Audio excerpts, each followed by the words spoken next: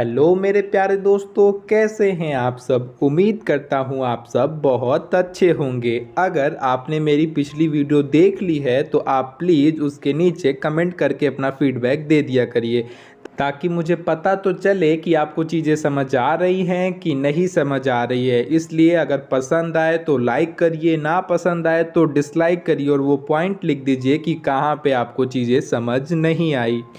आज हम पिछली वीडियो में पढ़ा हुआ टॉपिक यानी कि लेविट थ्योरी के बारे में बात करेंगे, क्योंकि वो थ्योरी बहुत इंपॉर्टेंट है। उसमें भी अच्छे से एक्सप्लेन किया गया है, लेकिन एक बार मैं फिर से रिवाइज कर दे रहा हूँ, क्योंकि ये मैं उन बच्चों के लिए कर रहा हूँ जो मेहनत तो करते हैं पर फिर भी समझ नहीं पाते। वो पहले सिंपली कॉन्सेप्ट को समझे, फिर धीरे धीरे अपने लेवल को बढ़ाएं। तो इस तरीके से जो मैंने समझाया है, इस तरीके से जो आपको स्क्रीन पे दिख रहा है, ऐसे आप पहले समझ लें, फिर उस वाले प्रोसेस को अप्लाई करें। वैसे इस प्रोसेस और उस प्रोसेस में कोई ख़ास अंतर नहीं है, बस फ़र्क यह है कि ऐसे आपको चीज़ें आसानी से याद हो जाएंगी और आपका कॉन्सेप्ट भी क्लियर हो जाएगा। एक बार कॉन्सेप्ट क्लियर हो गया तो समझ लीजिए अपना काम बन गया। तो चलिए अब इसका रिवीजन करते हैं। ध्यान से आप स्क्रीन की तरफ देखिए, समझने की कोशिश कीजिए, ज़रूर समझ आएगा। तो सबसे पहला काम किस थ्योरी को किसने दिया था, तो इस थ्योरी को लेविट ने 1974 में प्रपोज दिया था।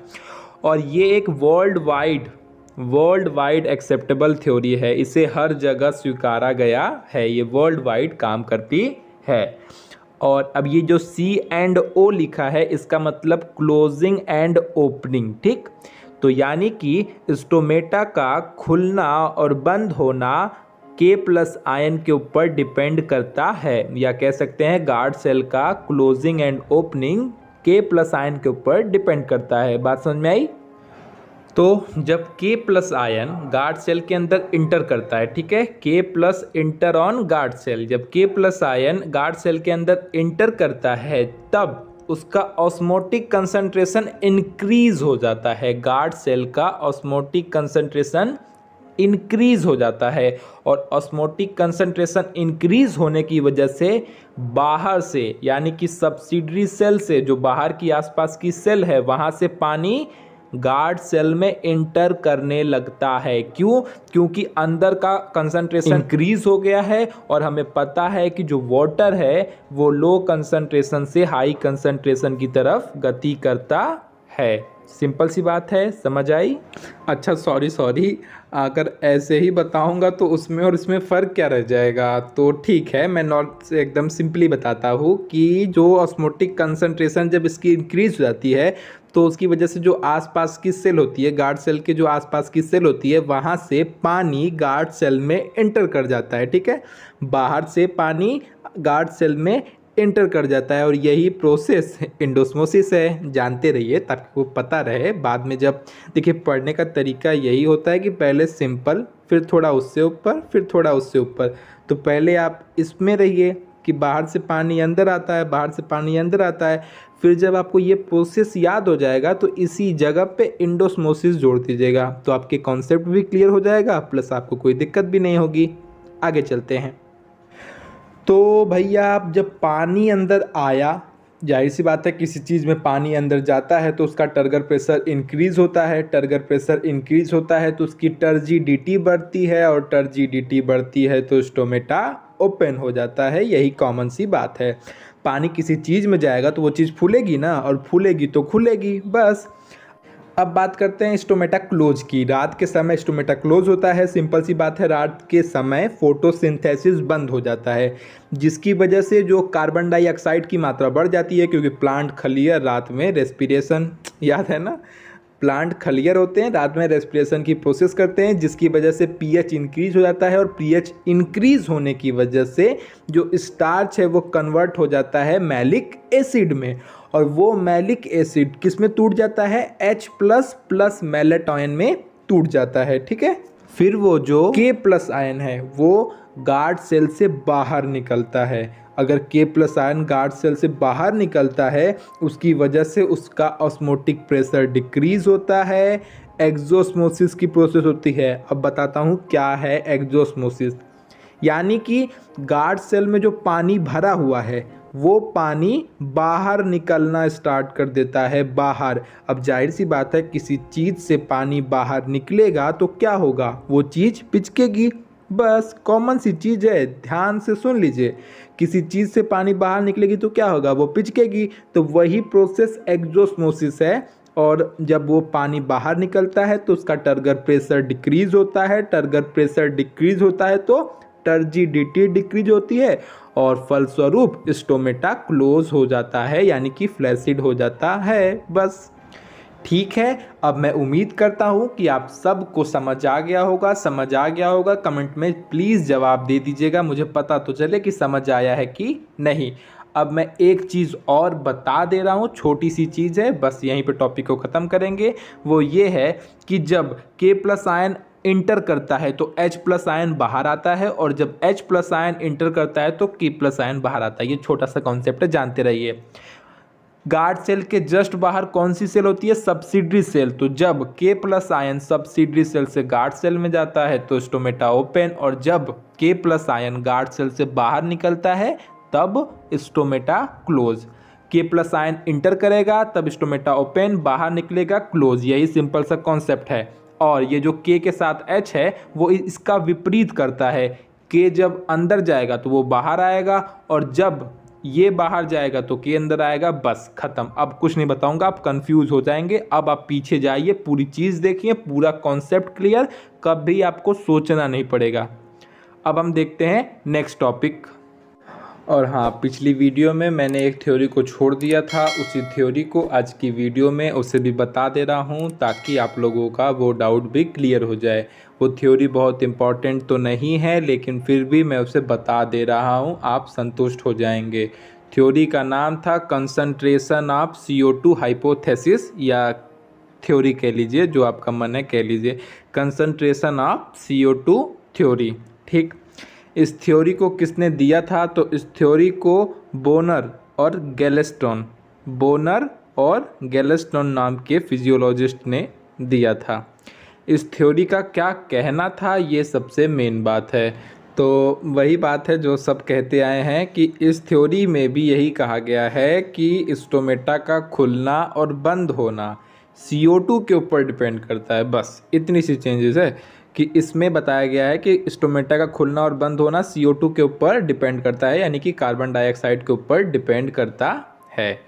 दूसरा, ये इंडिपेंडेंट प्रोसेस है। ठीक है, इसके लिए लाइट की प्रेजेंस या अब्सेंस से कोई लेना देना नहीं है, लेकिन लेना देना है। वो कैसे है वो अभी आपको आगे समझ में आ जाएगा।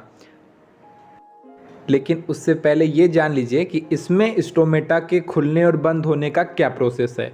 तो सिंपल सा प्रोसेस है कि जब CO2 की मात्रा बढ़ेगी, कंसंट्रेशन बढ़ेगा, डेंसिटी बढ़ेगी, तो स्टोमेटा फ्लैसिड कंडीशन में आ जाएगा, क्लोज हो जाएगा। और जब CO2 की मात्रा कम होगी, कंसंट्रेशन कम होगा, तो स्टोमेटा टर्जिड हो जाएगा, यानी कि ओपन हो जाएगा। फ्लैसिड यानी कि क्लोज, टर्जिड यानी कि ओपन। सिंपल सा यही कहना है। अब बात आती है कि मैंने पहले कहा कि लाइट का कोई ज़रूरत नहीं है भी।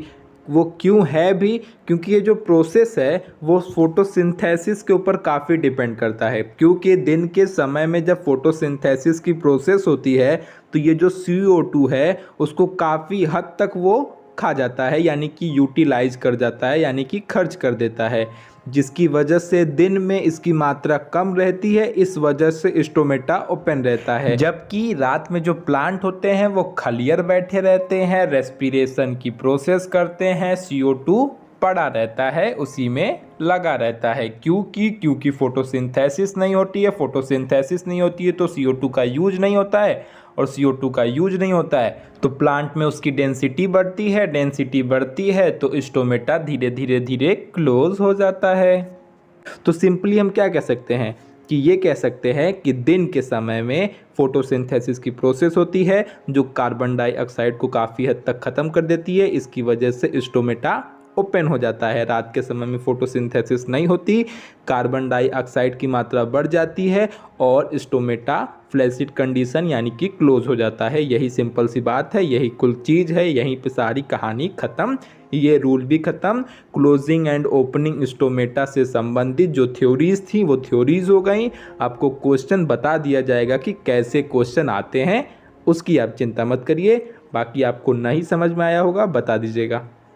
तो अब तक हमने ट्रांसपिरेशन के चैप्टर से काफ़ी कुछ कवर कर लिया है। बहुत कुछ पढ़ लेने के बाद अब हम इसमें बहुत टाइम बचा नहीं है, क्योंकि वीडियो बहुत लॉन्ग हो जाती है तो आप ही लोगों का मन नहीं लगता है और बहुत जल्दी पढ़ाई से मन हट जाता है, इसीलिए मैं वीडियो को शॉर्ट रखता हूँ। इसके अलावा ये जो चीज़ें लिखी हुई मिलती है, अगर आप इसे नोट करते हैं तो कम से कम आपके 1 से 1.5 घंटे लग जाएंगे, क्योंकि इस पूरे वीडियो को बनाने में मुझे भी काफ़ी टाइम लगता है।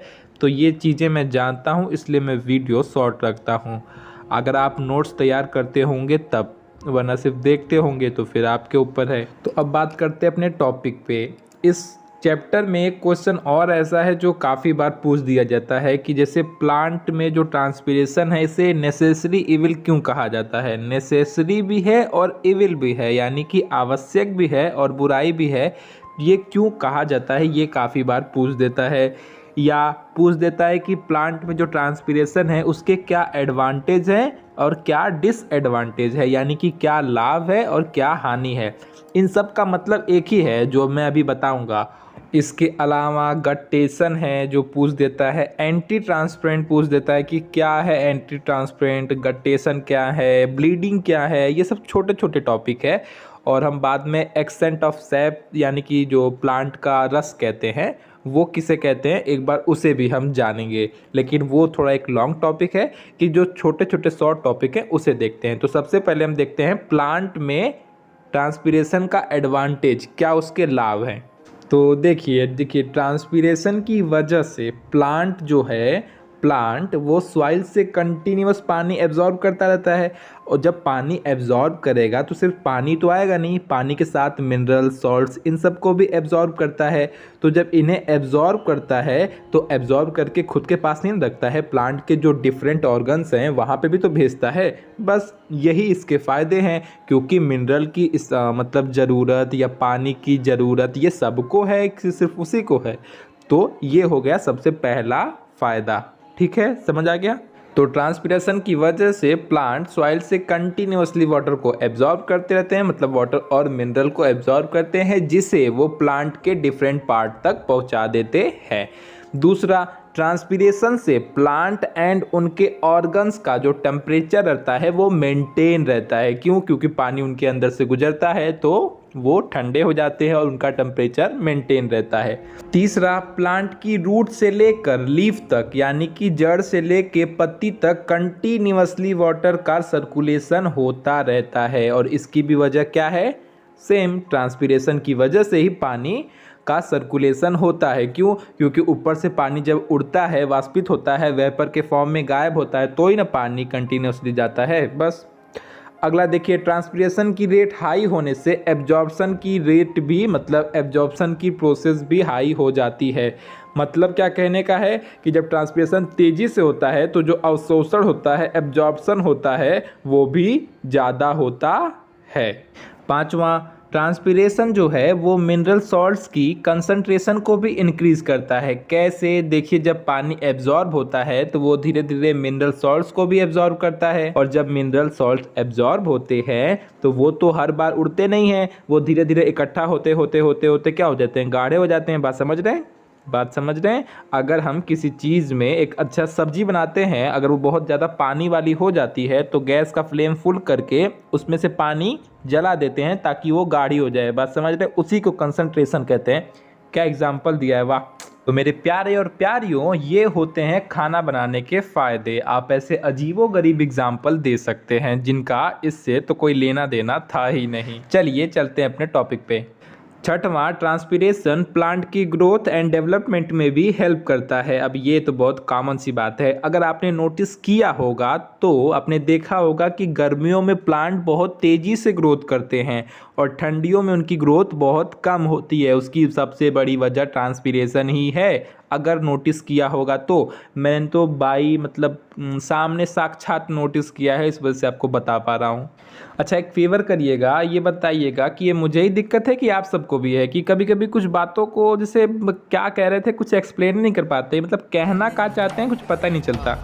छोड़िए, चलते हैं हम अपने 7वें टॉपिक पर। तो वो जो है ट्रांसपीरेशन, वो टर्जिडिटी को भी मेंटेन रखता है। तो यहाँ तक यानी कि फ्लावट को भी मेंटेन रखता है। यहाँ तक हमने क्या पढ़ लिया, एडवांटेज। अब हम देखेंगे ट्रांसपीरेशन के डिसएडवांटेज। अब जाहिर सी बात है डिसएडवांटेज है यानी कि हानि। तो ट्रांसपीरेशन से क्या क्या हमें हानि होती है, क्या क्या ट्रांसपीरेशन से प्लांट्स में खराबी होती है, अब हम उनके बात करते हैं। तो देखिए, पहला पॉइंट, प्लांट के थ्रू एब्जॉर्ब एक्सेस वाटर का लॉस हो जाता है, यानी कि प्लांट जो सॉइल से वाटर को एब्जॉर्ब करता है उसमें से ज़्यादातर वाटर का, ज़्यादातर पानी का ट्रांसपीरेशन हो जाता है, यानी कि लॉस हो जाता है। इसमें कुछ खास समझाने के लिए है नहीं, बस आप जानते रहिए, बाकी आप टैलेंटेड है ही, लिख के तो आएंगे ही। आगे देखिए, सेकंड पॉइंट, ट्रांसपीरेशन की वजह से सॉइल में वाटर की कमी हो जाती है। जाहिर सी बात है, पानी जो मतलब प्लांट जो है वो कंटिन्यूअस सॉइल से पानी खींचता रहता है, उसकी वजह से सॉइल में पानी की कमी हो जाती है, इसीलिए ना हमें बार बार प्लांट्स में पानी देना पड़ता है। आपने नोटिस तो किया ही होगा। अगला देखिए, सम प्लांट ट्रांसपीरेशन से बचने के लिए अपने लीव्स को गिरा देते हैं। अब ये कितने चालाक प्लांट होते हैं देख लीजिए। अब अगर पत्तियां गिरा देंगे तो ट्रांसपीरेशन की प्रोसेस बहुत कम हो जाएगी। अब बहुत कम हो जाएगी तो पानी ज़्यादा से ज़्यादा उनके पास पड़ा रहेगा। चौथा, ट्रांसपीरेशन की रेट हाई होने से, ठीक है, प्लांट्स में ट्रांसपीरेशन की रेट हाई होने से टेम्पररी विल्टिंग हो जाती है। अब इसका मतलब क्या है, जाहिर सी बात है, तो टेम्पररी विल्टिंग मतलब अस्थाई मुरझान, मतलब प्लांट मुरझा जाते हैं लेकिन अस्थाई, ठीक, अस्थाई मुरझा जाते हैं। देखिए, अस्थाई मतलब आप देखे होंगे जब प्लांट्स में वाटर की कमी हो जाती है तो उनके चेहरे मायूस हो जाते हैं, बिल्कुल दुखी दुखी से रहते हैं, मतलब मुरझा जाते हैं, देखा तो आपने होगा ही। तो उसी को कहते हैं अस्थाई मुरझान, यानी कि कुछ देर के लिए ऐसा होता है, बाद में पानी पड़ते ही ठीक हो जाते हैं। लेकिन अगर ये प्रोसेस बार बार रिपीटेड होती रहती है तो उसमें परमानेंट विल्टिंग भी आ सकती है। इस लाइन में ही ऐड कर सकते हैं कि अगर ये प्रोसेस बार बार होती रहती है तो उसमें परमानेंट विल्टिंग भी आ सकती है। बस यहीं पे आपके एडवांटेज और डिसएडवांटेज भी खत्म। लेकिन आप जानते रहिए कि क्वेश्चन क्या आएगा। अगर क्वेश्चन नेसेसरी इविल भी पूछता है कि प्लांट्स में ट्रांसपीरेशन को नेसेसरी इविल क्यों कहते हैं, तो भी आपको यही आंसर लिखना है, यानी कि उसके एडवांटेज और डिसएडवांटेज। अगर आप नेसेसरी इविल को ध्यान से पढ़ते हैं तो आपको समझ में आ जाएगा कि क्यों एडवांटेज और डिसएडवांटेज लिखना चाहिए। क्योंकि नेसेसरी भी है यानी कि ज़रूरी भी है, और इविल भी है यानी कि बुराई भी है। इसी वजह से ज़रूरी के लिए एडवांटेज और बुराई के लिए डिसएडवांटेज। आपके सारे डाउट क्लियर। अब बताते हैं इसका नामकरण कैसे हुआ, यानी कि नेसेसरी इविल कैसे हुआ वो भी जान लीजिए, बहुत छोटी सी चीज़ है, जान लीजिए। तो आप लास्ट में और एक लाइन लिख सकते हैं ऐसे कि ट्रांसपीरेशन की एडवांटेज और डिसएडवांटेज को देखते हुए कहा जा सकता है कि ट्रांसपीरेशन की प्रोसेस एक इम्पॉर्टेंट प्रोसेस है, ठीक। तो वहाँ के आसपास खड़े लोग बोले, देखो बेटा पंचायत मत करो, जो बताना है ढंग से बताओ, उसका नाम वाम दो, अभी सब क्या इम्पोर्टेंट लगा रखे हो। तभी वहाँ पे कर्टिस अचानक से प्रकट हुए। कर्टिस ने 1926 में इसे नेसेसरी इविल का नाम दिया या नाम बताया, जो किया सो किया। किसने? कर्टिस ने 1926 में इसे नेसेसरी इविल या आवश्यक बुराई कहा। तो लो भैया, इसकी भी कहानी ख़त्म। और हमको ऐसा लगता है कि आप लोग अब थोड़ा परेशान हो गए होंगे हमसे, लेकिन फिर भी ये छोटी सी टॉपिक नाम है गट्टेशन, उसे भी पढ़ लीजिए। तो आइए देखिए इसे भी। तो इस प्रोसेस में वेस्कुलर प्लांट की लीव की जो एज होती है, यानी कि किनारों से वाटर का सेक्रेशन, एज मतलब किनारों से, जो पत्ती के किनारे होते हैं ना उनसे, किनारों से वाटर का सेक्रेशन ड्रॉपलेट्स के फॉर्म में होता है। ड्रॉपलेट्स मतलब बूंदों के फॉर्म में, भैया सब कुछ बता रहे हैं, ड्रॉपलेट्स के फॉर्म में होता है। यही प्रोसेस गट्टेशन कहलाती है। अब आपके मन में से, आप ही लोगों में से कुछ लोगों का क्वेश्चन होगा कि हे भैया पूछो, अपने पूछो वेस्कुलर प्लांट क्या है, पूछो। कि बस खाली ऐसे ही पढ़त चल जा रहे हैं, ऐसे तो हम लोग भी पढ़ लेंगे। वेस्कुलर प्लांट क्या है तो जानिए। तो ये होता है ऐसे प्लांट जिनमें जाइलम और फ्लोएम प्रेजेंट हो। ठीक है, सिंपल सी चीज़ बता रहा हूँ, ऐसे प्लांट जिनमें जाइलम फ्लोएम प्रेजेंट हो, या ऐसे प्लांट जिनमें फूड और मिनरल्स का जो कंडक्शन है वो जाइलम और फ्लोएम के थ्रू हो, यानी कि फूड और मिनरल्स जो आते जाते हैं वो जाइलम और फ्लोएम के थ्रू आए जाएं। ठीक, अब पढ़ते हैं आगे।